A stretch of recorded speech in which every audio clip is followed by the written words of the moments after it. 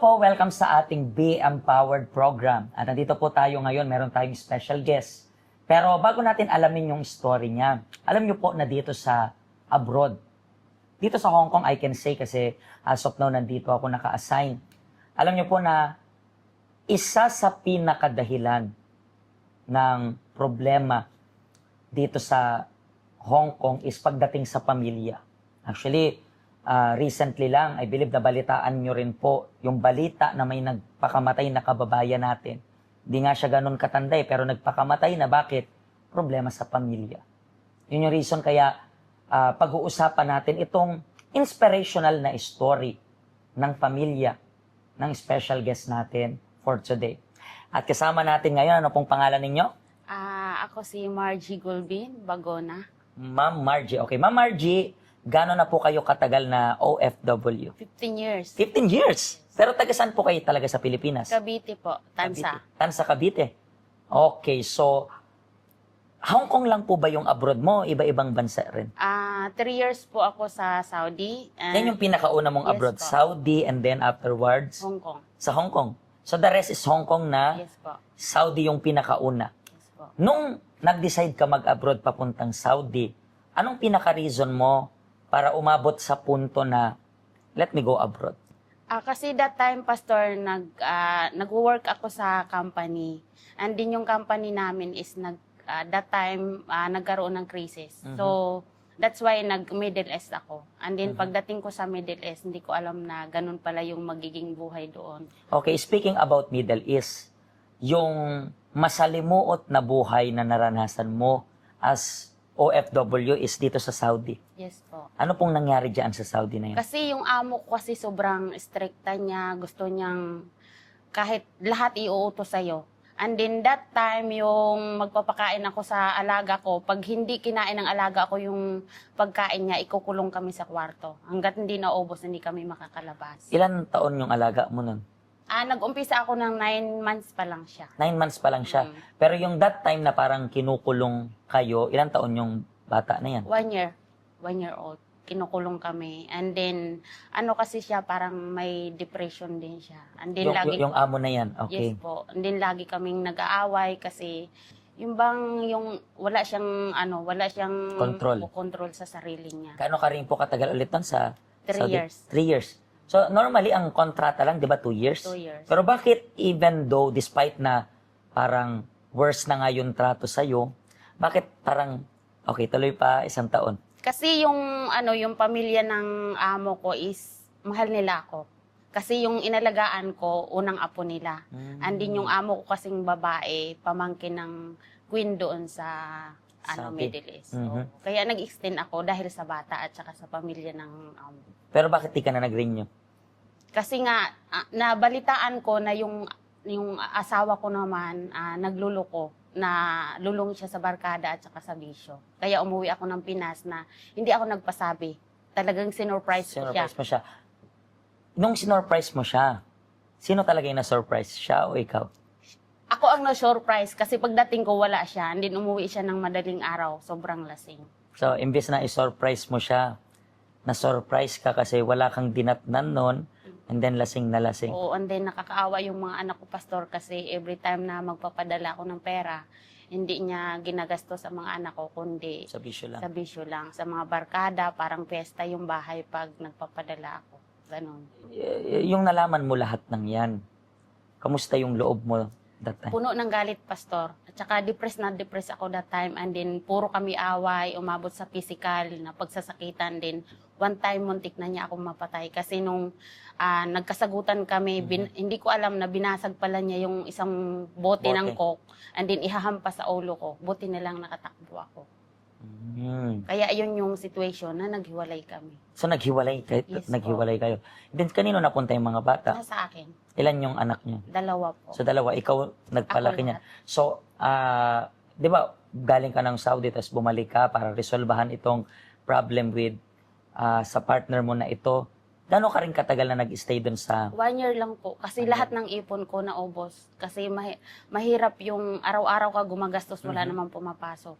Kaya that time, nung nag-apply ako dito sa Hong Kong, nagka-utang-utang din ako pang placement fee. Kasi before, malaki pa yung placement fee papunta dito. So, lahat ng yan, pero yung nag-abroad ka ng Hong Kong, bakit naman Hong Kong na yung napili mo? Kasi ang plano ko, Pastor, stepping stone ko to going Canada. Canada talaga yung Oo, target mo. oo. Para madali rin ba yung pamilya mo? Or bakit Canada mas malaki sahod? Ganun? Yan, parang ganun, Pastor. Oo. So, stepping stone mo yung Hong Kong, nagkabaon-baon ka sa utang. Kanino naiwan yung anak? Actually, walang kamag-anak tumulong sa akin. Nagsasahod din ako ng mag-aalaga sa kanila hanggang sa lumaki. So, meron ring nag-hire ka ng kasambahay. So, pero rare to kasi usually, di ba, mas gusto natin na kapag may mag-aalaga sa atin, kamag-anak na rin, kapamilya.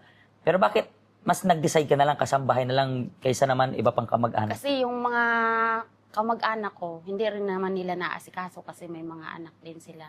And then yung mother ko rin before, nasa province din sa Masbate. So wala talaga akong inasahan sa family ko. Talagang yung nag-hire ka na lang. And then, pagpunta mo dito sa Hong Kong, even though yung thinking mo is stepping stone lang, nakailang amo ka na rin dito? 4 po, Pastor. At kamusta yung unang amo? Okay naman, pero hindi nila ako na-renew kasi mga binata't dalaga na yung alaga ko. Okay, so isang kontrata ka lang. Tapos sa pangalawa Sa naman, pangalawa naman, 1 year lang ako kasi tinerminate nila ako kasi bakit daw ang luto ko ang sobrang sarap daw, kasing sarap daw ng restaurant. And then yung bakit daw yung bahay nila na sobrang linis daw, kaya daw nasisira. And then yung mga cabinet na pinupunasan ko, kaya daw pinapunasan ko yung mga pan-display niya ng araw-araw dahil daw may balak akong nakawin. So that's why na-terminate nila pero hindi ako nag-break ng contract. Inantay pero ko. weird kasi 'di ba? Sarap ng luto mo.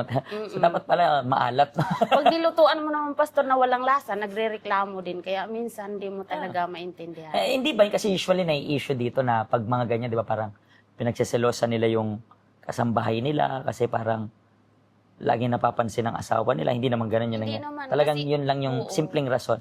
So, na-terminate ka, naghanap ka ng amo dito? O, tapos nakahanap ka rin naman Yes, agad? direct hire din po. And then, nung nag-antay ako ng visa, sa Pilipinas ako And then, nung nakabalik ako dito, yung pangatlong amo ko. Yung pangatlong amo na to, gano'n rin katagal siya? 3 years and 2 months. Ano naman nangyari?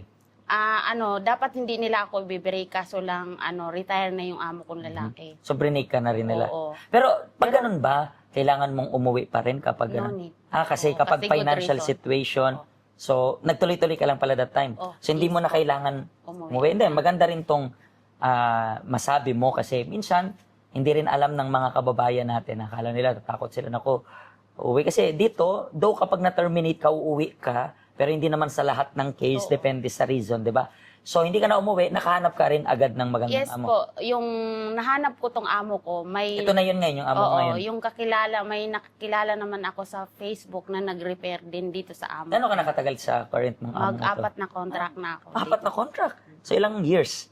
6 years pa lang, pero this coming November, 4 na Ito na yung contract panibago. ko. So, paano nyo naman po na-discover itong health center? Na-discover ko tong health center dahil sa papa ko. Dahil may sakit yung papa ko before ng liver cancer and kidney failure. So, nag-post ako sa isang page kung saan nandoon ako na asking prayer. So, may isang evangelist na nag-message sa akin that time na itong health center na to makakatulong sa problema mo. So, after that, nung minisage niya ako, hindi pa talaga ako pumunta agad dito. After 2 months or 3 months pa yata bago ako dumating dito. And gano'n rin po kayo katagal sa health center? Mag 6 years na pa. Magsi 6 years. Within 6 years na to.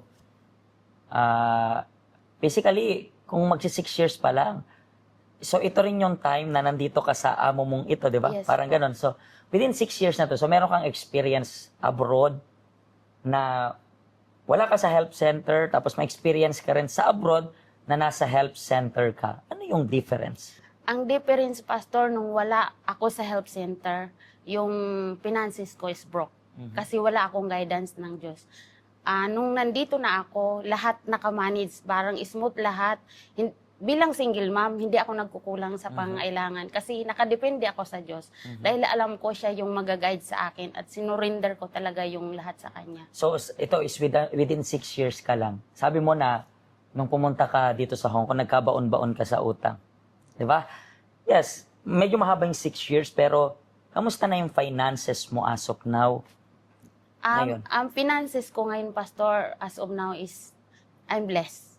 Mayroon akong mga investment, mayroon akong na bili din ng lupa, may sarili na akong bahay. Before ako pumunta sa health center, yung bahay ko naka-arrear siya. Umabot ng 500,000 higit yung utang ko.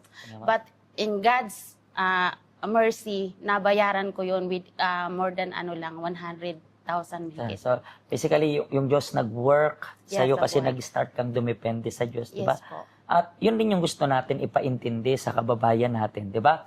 Kayo pong nanonood sa amin right now. And maybe you have the same situation na kinakaharap niya. Single mom kayo. And kinakaya nyo lang yung mag-isa. But nagtataka kayo kasi masipag ka naman, wala ka namang inaagrabyado, wala ka namang tinatapakan, pero parang naka-stuck yung lahat. So, yung health center natin, yes, it is a church naman talaga, pero believe me, it's not about religion. It's all about kung paano magkaroon ng okay na relationship sa Diyos, but at the same time, matututo ka rin kung paano mo mamanage yung finances mo through God's guidance and direction. Actually, it's gonna be up to you lang eh. Minsan, tinatawag namin kay maybe napanood mo na kami ilang beses pero you keep on resisting. So, do not resist. Try, wala namang mawawala sa inyo. In the same way na nagbago yung buhay niya, not magic, pero unti-unti, step by step, pwede rin magbago yung buhay mo. Maraming salamat po sa pag-share nyo ng testimony ninyo, ng story ninyo. And hopefully, maka-inspire to sa mga kababayan natin na single mom siguro, merong pinagdadaanan at alam ko na makakatulong if ever nabubuksan lang nila yung puso nila. Thank you very much po, okay? Pastor. Pagpalain po kayong lahat ng Panginoon hanggang next episode again.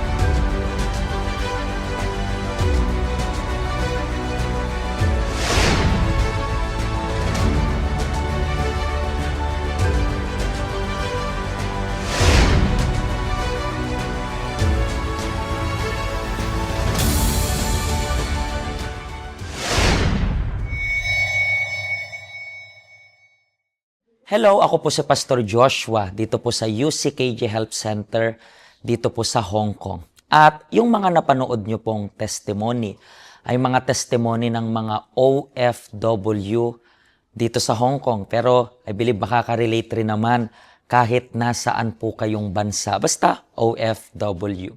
Ang health center po natin ay walang pinipiling religion. Base na rin po sa name, Health Center. Kung kailangan nyo po ng karagdagang information, nandito lang po sa baba lahat ng information na kailangan ninyo. Kontakin nyo lang po kami at magiging masaya po kami na matulungan ka, ma-assist ka, nasaan man po kayong bansa. Pagpalain po kayo ng Diyos.